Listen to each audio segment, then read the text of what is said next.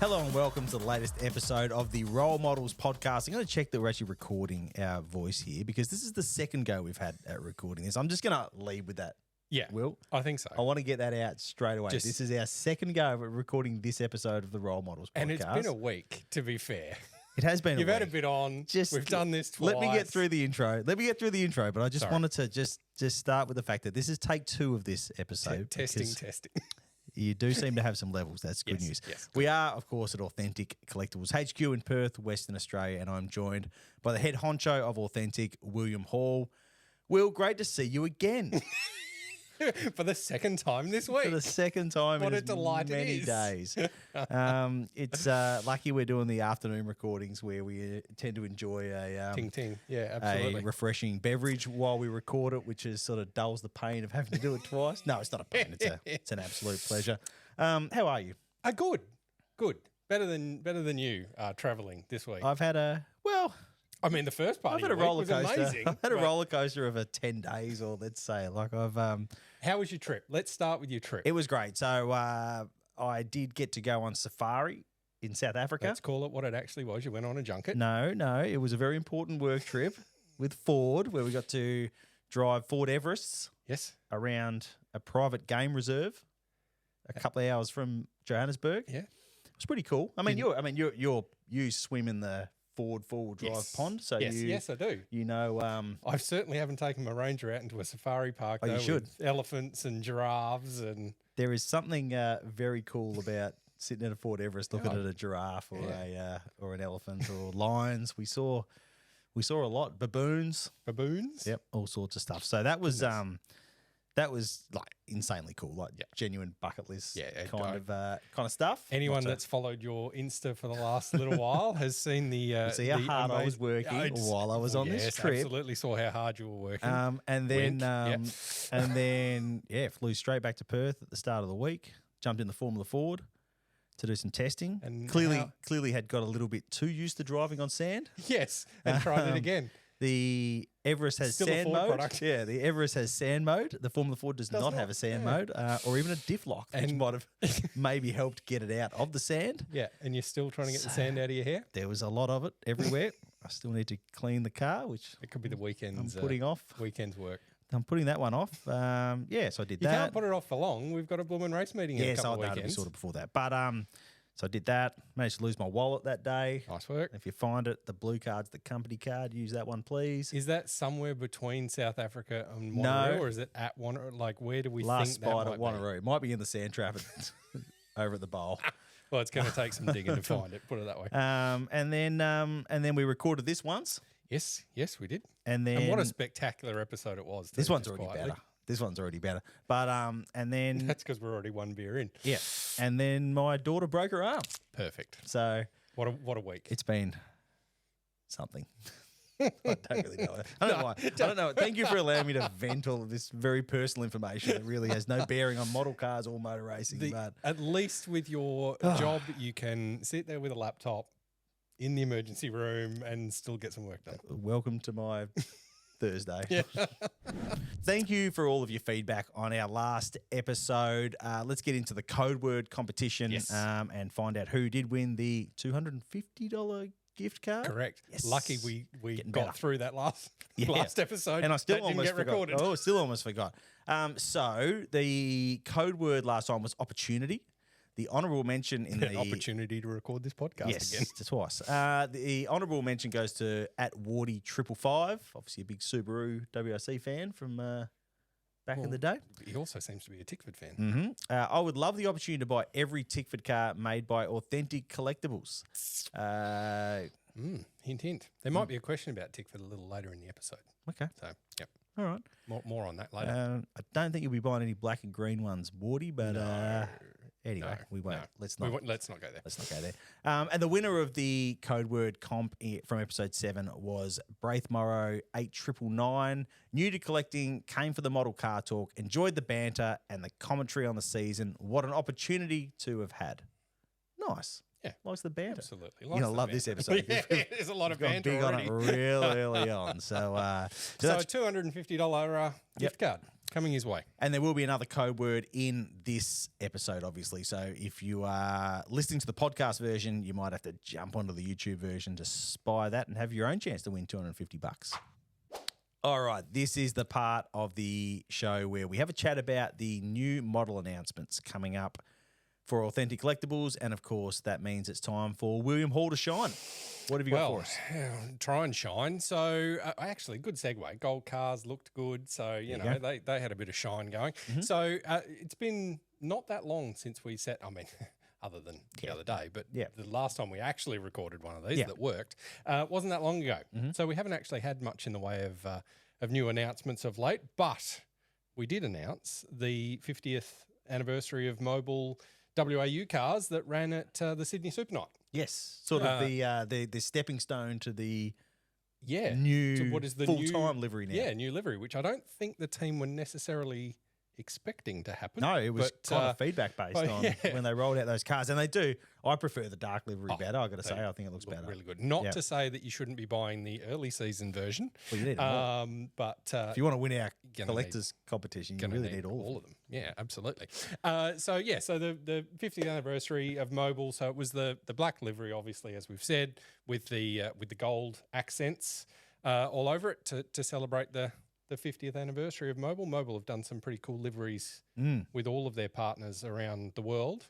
So this was just part of that. Walkinshaw's tip of the cap to that. So both cars, car 2 and car 25, both available in 18th and 43rd. So be sure to get onto our website.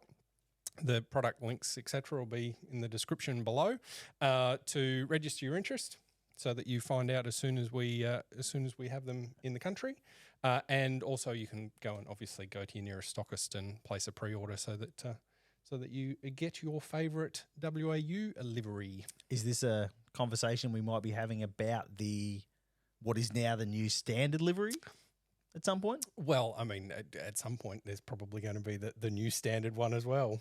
Just with a little less gold. All right. Hopefully there's a Bathurst winner or a championship winner or something we can celebrate that livery with. Yes. That would be I now know the roller coaster that the Bathurst 1000 is for you. So I think we explained that in the last episode. I know, I will have my fingers crossed for you. Rightio, let's crack into some of the news, motor racing news that's kicking about at the moment. Did anything happen while you're away? No, I picked a perfect time to jump on a plane and disappear onto a different time zone, it turned out. Obviously, the big news is that we know where the reigning Supercars champion Brodie Kostecki will drive next year. He is going to Dick Johnson Racing. For so long, it was kind of framed as this two-horse race between DJR and Premier Racing, and DJR is the team that has got his signature.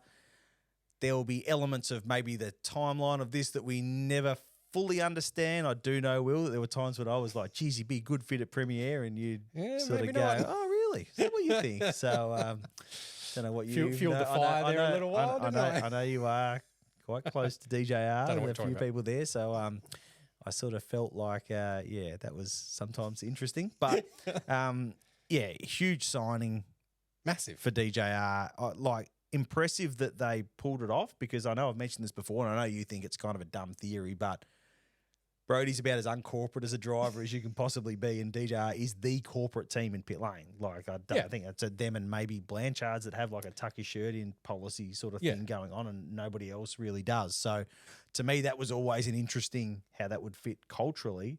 But Doc and Dick, they've done the job. I still think Brodie can tuck his shirt in though, if he needs to. Yeah. People will do a lot for a fast car. Yeah, that's right. People will do a lot for a fast car. And hopefully the team, obviously the last few years with homologation and what have you, and we understand all of that sort of the team hasn't necessarily performed probably to the level that they would hope that they would. Yeah. So, obviously the hope is that they're going to deliver Brodie a competitive package. And really there's no reason why they shouldn't.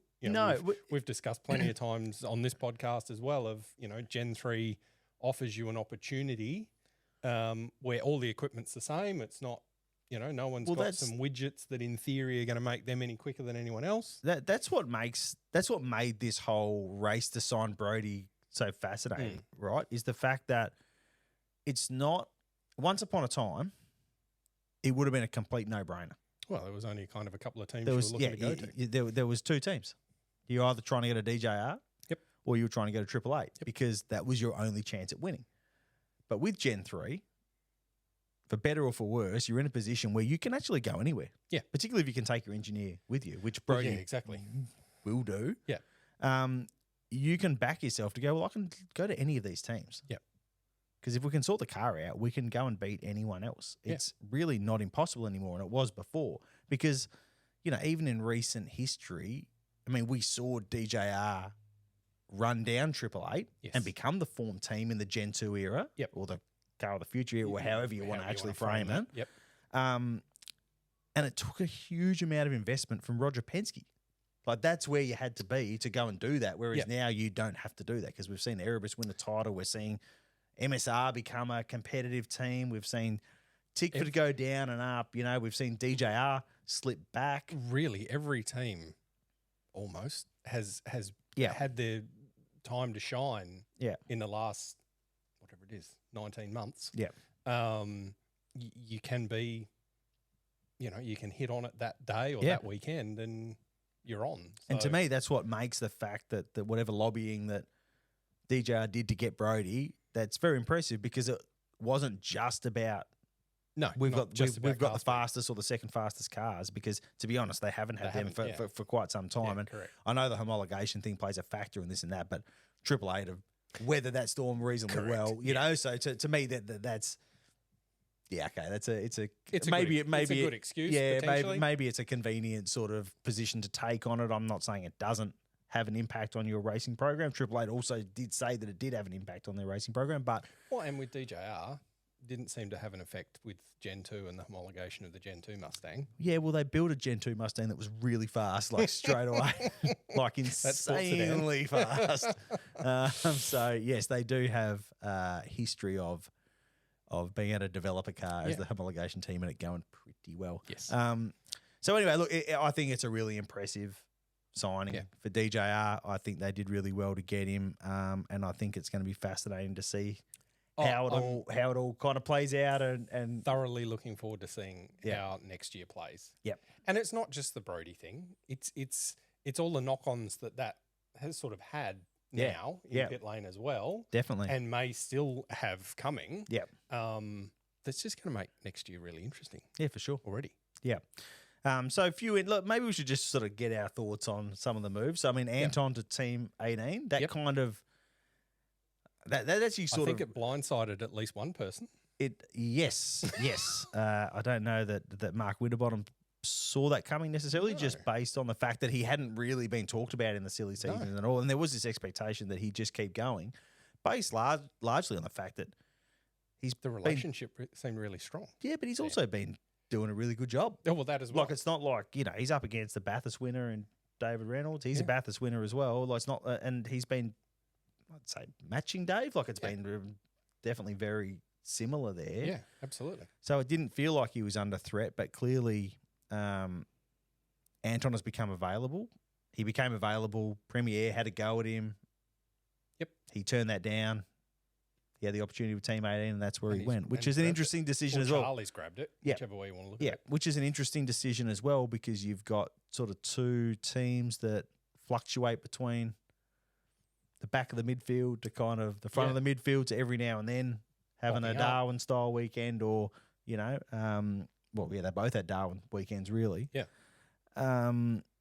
So interesting that he kind of went that way, particularly when there's been so much focus on the investment that Pete Chivris is making in terms of his engineering firepower and all this sort of stuff, and how ambitious he is and where he wants that team to be. There's sort of... But Charlie's sort of been in that as well, in hiring Dave, in getting Adrian Burgess on board. And Charlie's got a really good little outfit down in Melbourne. So definitely it would be an attractive place to go. Yeah. Particularly, obviously, Anton and Dave have worked together as well in the past as well. So that may have helped make some of those decisions. Yeah. It was interesting. Doc Story was on the driver's seat, SEN's the driver's seat the other night, and talked about how he feels Anton will flourish in an environment with a little less pressure. Yeah. And perhaps is that something that has, because Premier is definitely not a no-pressure environment. No. Particularly if you chuck Ludo in there, who's an intense dude who likes winning. Who's Anton has worked with before as well. So that may and we've have influenced the decision positively or negatively. Yeah, and we know that Pete takes a very no BS approach to his motor racing as well. He knows how to run a successful racing team because he goes in a straight line real fast. And he certainly does. And does pretty well at that. So there's kind of, it's not like the whole idea of building a competitive team is foreign to him. So I don't know. I'm just, that's Ryan Story's theory on what will work for Anton, whether that had any impact on his decision. I've got absolutely no idea. No idea. Interesting to see what Premier does do now. Well, I mean, why wouldn't you keep Slady too? Like that, surely that's still an option. There was probably moments early in the season where I think he was saying, man, maybe this is not where I should be. But I think he's sort of, those yips are kind of gone now. He's had some great qualifying performances and he's been up there. So maybe it is a case of continuing down that path, even if it's just a year, and see.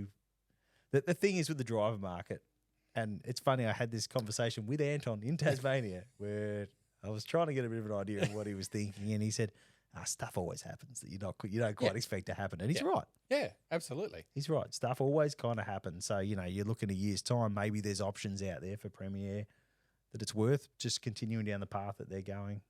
That's right. With Slady continue to build the group, and then change comes when change is needed, potentially. Yeah. Or do they go get Frosty, or do they, who knows? With Pete, again, he's been known to make mid-season changes as well. So so it's, you just never know. Interesting. It's been a fascinating, silly season. That's the last known sort of available question mark seat, isn't it? Really? Yeah. Sort of everywhere. I mean, we could make the joke that until you get through the gala, you never quite know what's going to be available. Well, the next day after gala. but yeah, look, there's I guess the other sort of slight unknown, because it's always very difficult to get a read on where contracts sit and stuff, is Brad's. Yeah, true.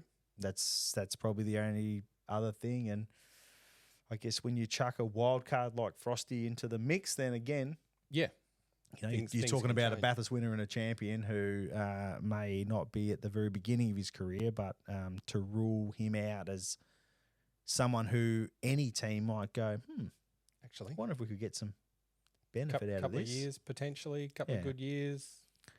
Mark is definitely a marketable brand. Well, he's still one of the celebrities. That's right. One of our sports celebrities. There's no doubt about that. Yeah. So, yeah. Interesting. Andre is locked in though, isn't he? I think so. In car 8. Yep. So it's definitely not Andre we're talking about. If for no other reason than that just feels like an incredibly sort of, I mean, obviously they've had a tough season, but I think deep down that's a fairly happy sort of marriage there, We talk about a tough season. It's still a race winner. Yes. Anton's won a race. Andre's English. Try again. Yeah. Andre has won a race this year. Yes. So again, it's that ups and downs that we've been talking about. Mm-hmm. This year. Definitely. And then we head to Sandown. Yes. So where do we think Sandown's heading? What's your tip for Sandown? Let's say that. In terms of who's going to win it, or what's going to happen to Sandown in the future, because there's all sorts of different question marks going on there. No. Let's start with the weekend that's not that far away from us. All right, okay. Unfortunately for you, Triple Eight generally goes pretty good there. Get out. And perhaps, maybe, just maybe, the 87 side of the garage probably has to start thinking about, we don't think about the championship after Bathurst. Yeah. Sure, mate. No, still they have to start thinking about the championship. Same points at Sandown as it is. Yeah. Goodness me, how's my English going? I need another beer. It's the same points. Yeah, you have to start going. Like we need results at these next two races. That's right. Like we don't need to win them. No. But it'd be great to win them. Could set up the championship here, but you could also lose it spectacularly. So maybe that's a reprieve. Whereas Chaz probably, on the other hand, they got to keep going for it. Got to keep going. Yeah, there's no point rolling around in fifth. No, every finishing 3 spots behind that lead. Yeah, Triple Eight car. What is the lead Triple Eight car in the standings? Yeah. So and then you've got someone that's even at a more extreme end of that in Cam. Yep. who is still in the title hunt. Yeah, true. But is even further back and needs to be thinking about just winning everything. Like let winning take care of what might happen in the championship. And Cam's been on form of late as well. Correct. Yep.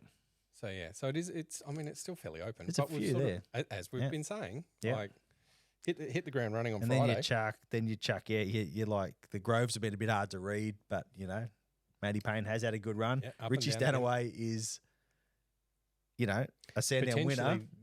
Has been talked about for that premier seat as well.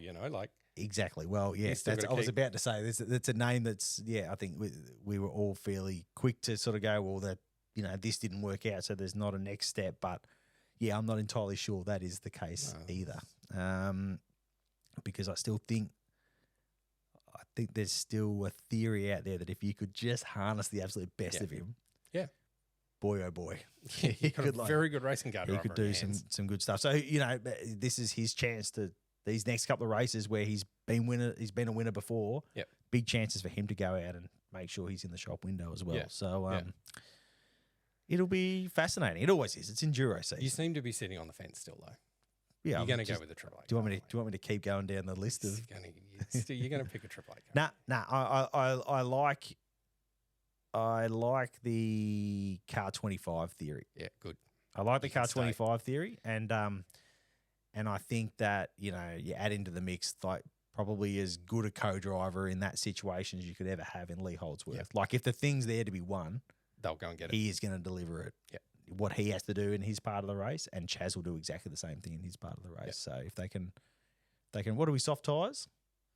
I think so. Isn't it? So we've banished a few of those concerns. Yeah. Well and truly. So I think that's it's going to be the Melbourne weather too, probably. That's going to. Yeah. Given that I know the weather over there hasn't been brilliant of late. It was hailing here in Perth like 2 hours ago. Yeah, so that is fair. It wasn't here, thank goodness. But So I don't. So I don't my car is parked in the warehouse now, though, just in case. We can't talk too much, but now. Were you? I mean, you keep saying that you had a wonderful time in South Africa, etc. But we all know you were in Monza. So how did it go for your mate Lando? He's not my mate. Not my mate. Yeah, everyone needs to get off. Photographic evidence. Everyone needs to. It doesn't even look like me. Dude, it doesn't even look like me. You and Former can go and have this argument together. You and your mate Lando. Wow, what an impressive effort. No, I said it on full credit as well. I love that. First lap was awesome. Oscar's moves on that first lap was so good. It was so good. That was awesome. I was cheering very loudly from Johannesburg Airport, actually, where I was watching that. Very cool. So, I'd just flown back from Melbourne and was on the tired end, I must admit, and thought, maybe I'll just watch the start and then probably call it a night. Probably should be at work on time on Monday morning. Yep. No, watch the whole thing. Yeah. No, it was a sort of on the seat, edge of your seat kind of race the whole time. A Ferrari strategy masterclass, or just no strategy. Not worked. Yeah, it depends which way you want to look at it. Entirely wrong worked as well. Yeah. Just let the car just keep going round and round in circles, and we'll see where it lands. Yeah, it is hard to tell. I mean, obviously, everyone's laughing at it. It's a funny joke. Yeah. That McLaren got outfoxed by the team, by Ferrari, by the team with the worst reputation for making strategic decisions at all. But when you're leading the race, you also what are you going to do? You'd look so stupid. Yeah. Much more stupid if you rolled the dice on a one stopper and got run down by two stoppers from home and you get run over. So they had to do what they did. To be perfectly honest, so it's a shame. Was sitting there waiting for the Ferrari to fall over though, and it just didn't. He just managed it so well. It's a shame because Oscar did everything to go right. This one's mine. Yeah, and there can be no arguments about this one because I went and earned it. In two corners. Yeah, no, it was good. Very cool. It was good. Okay, let's have a chat about the recent authentic releases. My turn again. Yes. So again, as I alluded to with the announcements, we sat down and did this only a few weeks ago. So we haven't actually released that much to market since the last time we spoke. But we did release a couple of VFs, three VFs in fact. So two of the HRT cars. Yep. The old school HRT cars, proper Walkinshaw jobbies back from 2014. So the two Bathurst cars from 2014. So Garth and Luffy, and Courtney and Murph, which would have been Murph's last Bathurst start. until it wasn't. Yes. until a little boostmobile came around. So, limited run on both of them, only 186 of each. So I'm pretty sure we're out of stock on our website as well. So if you're a HRT fan or an old school HRT fan, there's a few of them out there. Yeah, they had some fans back in the day. They did have one or two. Team. Yeah. So get into your nearest stockist. Hopefully they've still got some stock. And speaking of Sandown, as we were, the other VF that we've just released is the retro car from Erebus from 2016. Mm-hmm. So we've been sitting on this one for a while. It's the Reynolds Baird car, sort of the blue retro livery. Erebus did some pretty cool Penrite retro liveries back in the day. So this one's kind of been on the list for a while that we wanted to just get through, and it's finally been able to do it. So only 114 of those. So even fewer than the HRT car. So definitely, if you want one and you haven't got one already, they're going to be a little difficult to find. But go and find your nearest stockist, and hopefully you'll be able to get your hands on one. All right, let's crack into some questions. And, of course, all of the questions are for Will. Absolutely nobody not this time. Ever. No. Well, There's most a couple for Will, because in there for you. He's the interesting one. Let's start with this question from @ClaytonMoody265. This question is to Will, of course. Could you do explain your background in the model car industry? You mentioned before that you worked for Bianchi before. Tell us about yourself, Will. Well, I did work for Bianchi before. So I worked for Bianchi for about 10 years, nearly 10 years, before we set up Authentic, which was whatever, seven odd years ago now.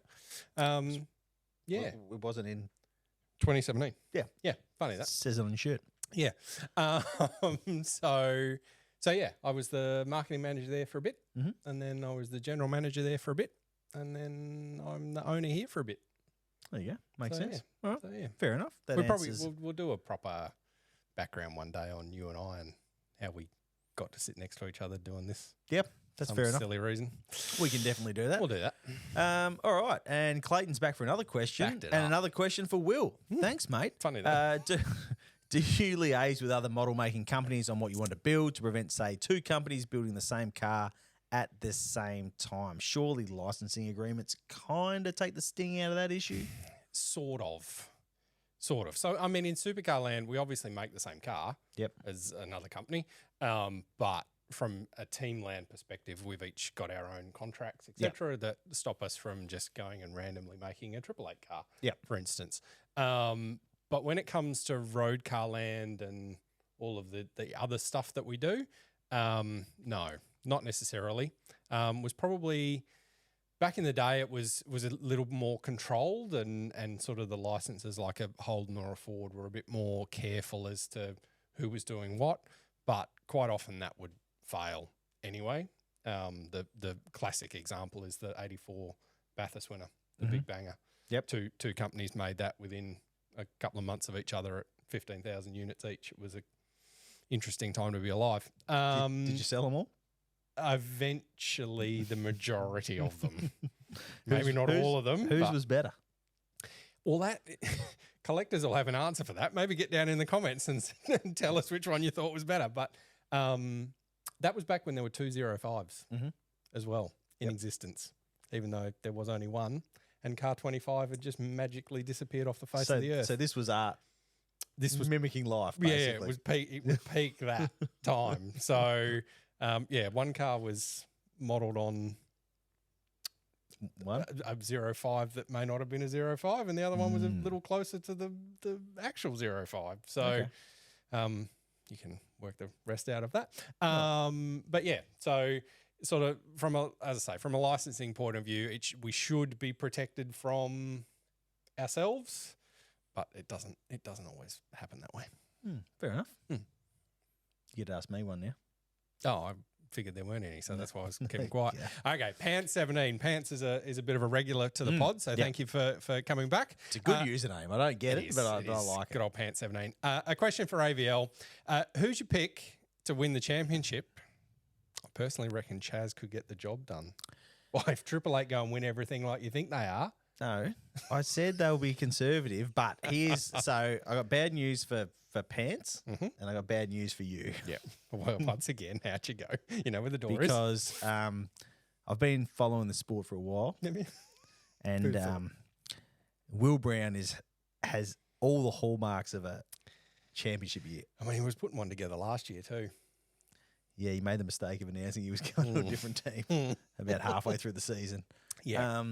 No, it's all coming together. It just looks so much like a championship season. Yeah. You know, like it's aside from Townsville, that sort of blip in Townsville, even though they've had a bit of a bump in form in the last few rounds anyway, his bad days are just pretty good. Yeah.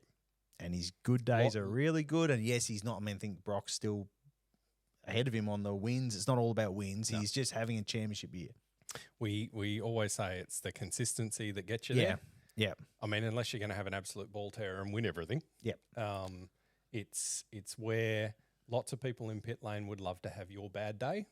Correct. That's exactly right. That's exactly right. And he's just that's what he's doing. Yeah. You know, and it just the next two races will obviously be very telling. Yeah. There is a reason why drivers say we don't think about the championship till after Bathurst, which is a like absolute lie. But that's where you can probably start to strategize about how you go about it. But and probably he's in that position where, as I said before, is it really going to be all out attack at the Bathurst 1000 this year?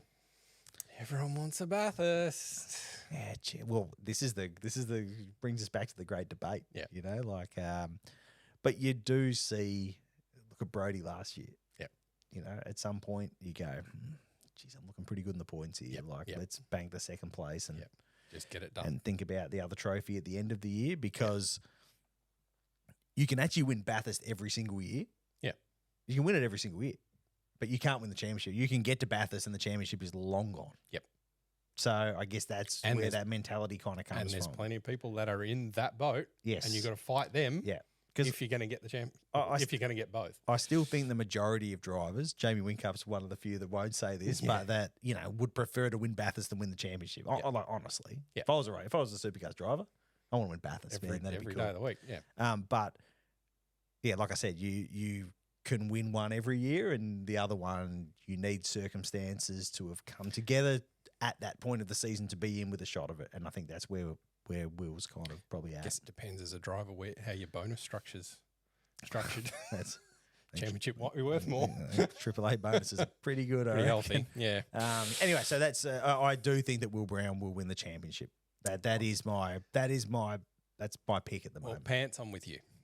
Let's go, Chazzy. Let's get this done. Ever the optimist. All right, let's go. That's enough questions for me. I guess back to you from James Chapman, 1072. Would you guys, and I assume he means authentic, not like you and me, because I'm giving you no money to try and make models, ever consider doing like a 1/8 scale car? I love the 1/12, but damn, a 1/8 would be cool. I don't disagree that an 1/8 would look cool. You had to put a small child in it and drive it around. You might be able to get them so they start. But I think just the economics of it, the size of them, like everything, it's definitely something we've considered. It's something we've looked at, but I think that's just a little bridge too far.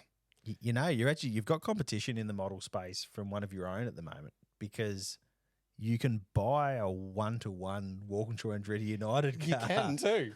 It's up for auction right now. You can. So that one starts, I reckon. Yeah, that one does start. If you put some juice in it, she'll go. So yeah, that'd be cool. Just if you are ever thinking about entering the Show Us Your Collections comp on this show, if you had the full size car and the model, I think you're in the hunt. Win. Like you're absolutely going to win. You're in the hunt. Yeah. Well and truly. You're going to win. You'll make up part of your $600,000 by getting $250 back into a gift card almost immediately. Could be a Bathurst winner. Could be a Bathurst winner. Could be a championship winner. I think that's wow. I never thought about that. You're right. Could be both. Could be both. That'd be a good times for you as well. I will be sticking with the model. Yeah, I can tell you that. Me too. Yep. So you lied. There's another one from you. So Riley Jordan, one for AVL. Should we expect some major change coming to Super 2 within the next couple of years? Obviously, the Gen 2 supercars are so very different to Gen 3. will there be any reason to develop a new formula to bring the cars to bring, and if you hit the button, then I'll be able to see the rest of the question, much closer in terms of characteristics and racing?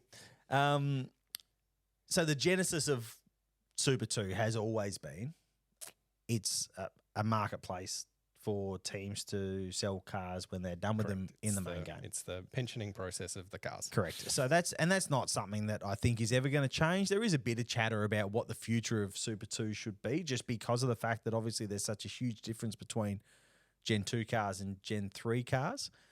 Mind you, it's not the situation we're in now is not totally dissimilar to when we went from Car of the Future cars to Gen 2 cars in Super 2. It's just kind of backwards because it's sort of same but different. Yeah, because Gen 2 cars were just so incredibly fast. Yeah, like the fastest supercars that we'd had. So they had you had to have one. Like there was no kind of mix and match, whatever. This is almost as good as that. You had to have a Gen 2 car, and it basically was a complete reset, you know. And we see a couple of Super 3 cars, but man, there's never many of them running around. You know, it was Gen 2, bringing Gen 2 into Super 2 was a complete reset. And that came at a big cost for the teams, particularly when you're at the end of a rules cycle, because a lot of those cars are owned by collectors and that sort of stuff. And that's why Triple Eight ended its Super 2 program, because Pete Gilbrist owned its cars. Yeah, no owned cars. its Gen 2 cars, didn't have cars to race. So that's, I guess, we're going to see the same thing happen. It'll take a few years. Yep.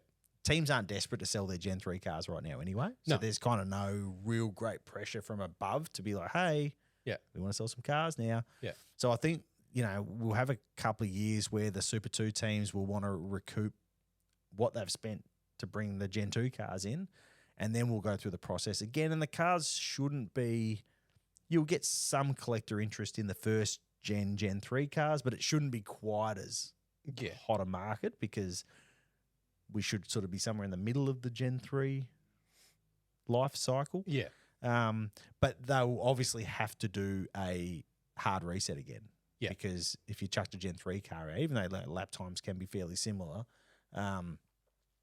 there's probably a bit of that is more that you've got main game teams and drivers running Gen 3 cars, and you've got Super 2 teams and drivers running Gen 2 cars. If you had...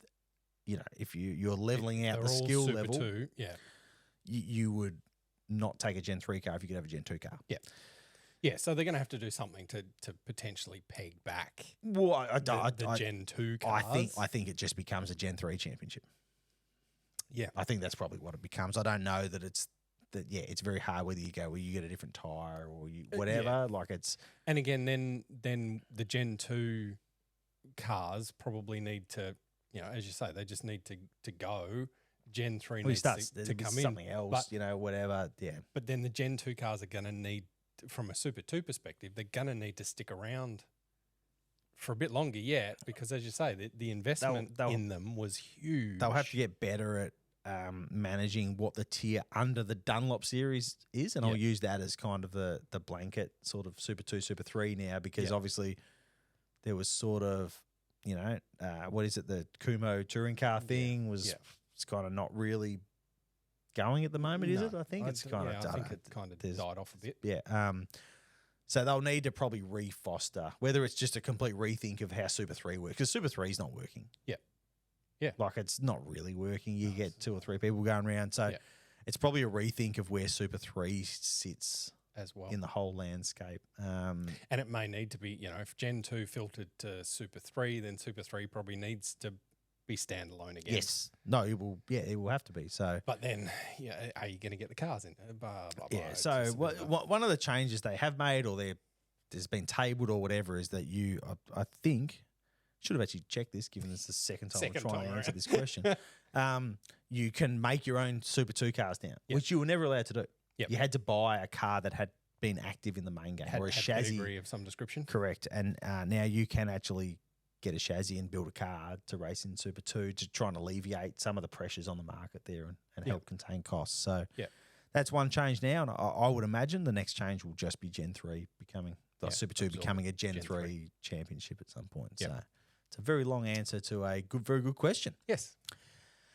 Right. So Jake Clift asks, would it be an idea that if a car has raced in the wet, we can get wet tyres on the model? Yes. Short answer, yes. And we've done it before. So our 2017 Bathurst winner was on wets. The dirty version we did was on slicks because by the end of the race, so it started the race on wets but finished the race on slicks. So yeah, we've done it before. It's just, I guess we all remember the wet races because they're kind of the crazier version of normality. Yeah, but there ain't many of them. But they aren't, yeah. And particularly of the big races, you know, a championship finale or a Bathurst or a Sandown, you know, it doesn't happen as often as maybe we remember. Yeah. But the option is there. The tooling is there, and definitely it's a point of difference. So yeah, for sure. Yeah, absolutely. We'll do that if the need arises. So another one for you, AVL. Grant asks, "What do I notice you're skipping the Dutch surname on this, I am, this guy there. Yeah, sorry. My apologies, Grant. Go on. You can do it. Van Carlenberg. There you go. Get the Van Leeuwen in to pronounce the names properly. What do you think supercars and other series in Australia need to do to get more bums on seats trackside? Permanent circuits in particular. I've got my own opinions, but I would like to hear yours. You're catching me here too. So to me, it's all about the fact that there's always so much focus on the racing product, and the racing product's got to be amazing because then people are going to want to come and watch it or whatever. I think you've got to focus on, and we talk about it a lot, is the personalities. Yep. People have to come and want to see these guys driving race cars, whether it's a good race or a bad race. Like, it doesn't matter. Yep. Like when I was a kid, I watched Michael Schumacher race at the Australian Grand Prix. Yep. That's awesome. Yep. He flogged them. Yep. It was great. Yep. Wasn't an amazing race? Absolutely wasn't a not. race per se. But I watched Michael Schumacher win a Formula One race in a Ferrari. That's it. That was it. That was what I was there to do. And it was great. So I think we need to, we need to get these drivers to stop focusing on social media comments, feel comfortable to be the big personalities that we've seen in the past and that exist with the entire driver group. Yeah. When you know them personally, you understand that they have great personalities. Yep. Just don't always get to see it. We just don't get to see it as the public. And we need to do that. And that's what Drive to Survive did to Formula One. It showcased the personalities. And now people want to go and see the personality. These guys. They want to go and see these superstars. So we need to make sure we continue to promote the drivers as superstar athletes that you have to want to go and see. Yep. You have to, when they come to Perth or they come to Adelaide or they come to Launceston or wherever, this is your chance to go and see these guys. Yep. To me, that is absolutely key to getting people at the racetrack. Do you think the broadcast now is too good? We get too much? It is, maybe, but that's a problem that every single sport faces to some extent. True. I mean, once upon a time, like if the footy was on in Perth, the game would be delayed because they felt like if it was live, people wouldn't go. And I feel like that doesn't affect it massively. Now, motor racing is a tougher watch in person. Yeah. Like, circuit racing in particular compared to speedway and stuff, which is a lot more compact. So you are fighting that a bit more because sitting at home on a hot day or a cold day or whatever it is and having all the stats and all the stuff right there in front of you, have time and go and you can be like, it's great. Yep. Rather than sitting in the stand trying to see a big screen or whatever. Like, there is definitely an issue with that, but when the broadcast deal pays for the sport to exist, then that ain't going anywhere. No. So, and I feel like too, like you go to the footy, you're going. I mean, your team might be not performing very well, but you go anyway. Yeah, because it's the atmosphere and kind of everything else that goes with going to the footy for 3 hours. Yeah. Whereas going to the supercars for a whole day. Yeah. Where, you can't necessarily, as you say, follow what's happening, particularly with the longer races. The longer races are better. Yeah. They're great. Yeah. But they are for a TV product, but not necessarily for a sitting and that's that on track product. That is exactly something I think that gets lost sometimes in terms of what made this a really interesting race when you're a race car driver or an interesting race when you're watching it are two quite different things. Yeah. I think there's been good work done in the space of trying to create like the pre-race atmosphere and that sort of stuff in terms of like not just having the commentary, sort of dry commentary about this race we're about to see, which is perfect for the TV. But actually having the music and that sort of stuff, that was some stuff that like Tunners brought in when he was in charge of the broadcast, which I actually think is good. Like I like that. I like being out in the grid and having a bit of atmosphere because that is another factor you have to create, because you mentioned the football thing. Like I lived in Europe, went to European football games. Like there is no comparison between watching it on TV and being there. Yep. They are not comparable by any stretch of the imagination. No. Not even close. No. And you literally don't get a replay of the game in the stadium. There's nothing on the screen except the score. So you have to be there. And you're like, it's amazing, So that's another. So they're the key things. You have to want to go and see these people race. Athletes, because they're superstars and this is your chance. And it has to be like being there has to be different to what you can get on TV. But I feel like there's some positive movement in that direction already. Again, you kind of look at it. Would you prefer to watch the Dutch Grand Prix at home on the couch, or would you like to be there? Yeah, it'd be great to be there. My argument would be you'd want to be there. Yeah, for sure. But do you want to go to Lonnie, out to Simmons, it would be, to watch a supercar race? It would be potentially easier to just go, man, I can watch this thing at home, and it's great. Like the broadcast product is excellent. Yeah. For sure. That is. Well, once again, we've not really answered the question, but it's just it's complicated, isn't it? Like it is. There's no easy fix. If I had an easy fix, we'd be millionaires. Correct. All right, very last one.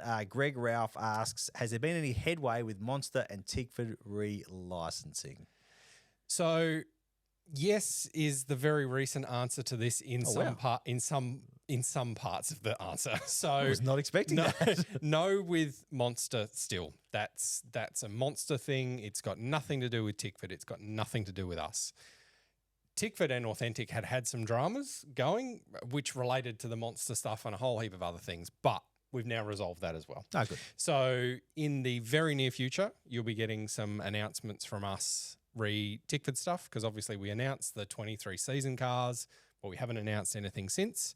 So Randall fans, not so much Waters fans, I can't help you, but Randall fans, there'll definitely be more on the horizon. So stay tuned. Great news.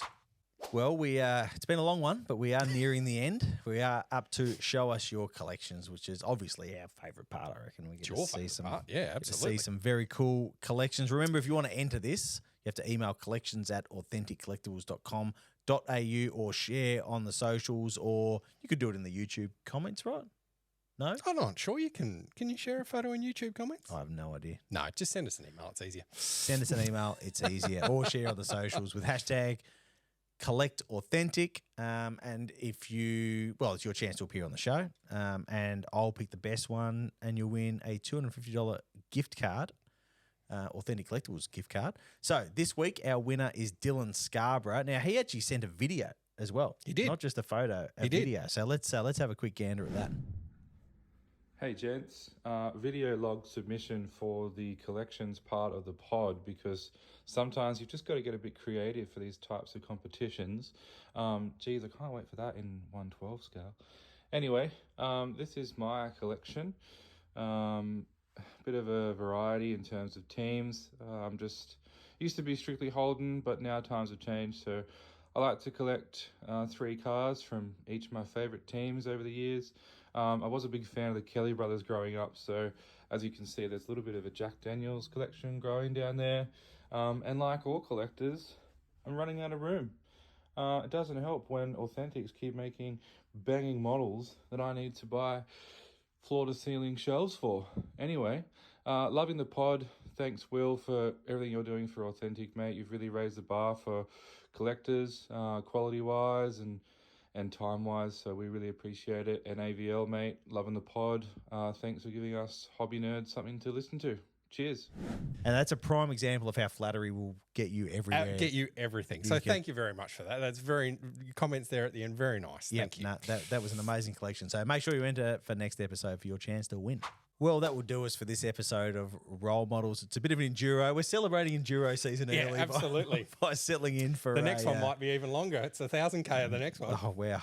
Don't know if I've got that in me, to be perfectly honest.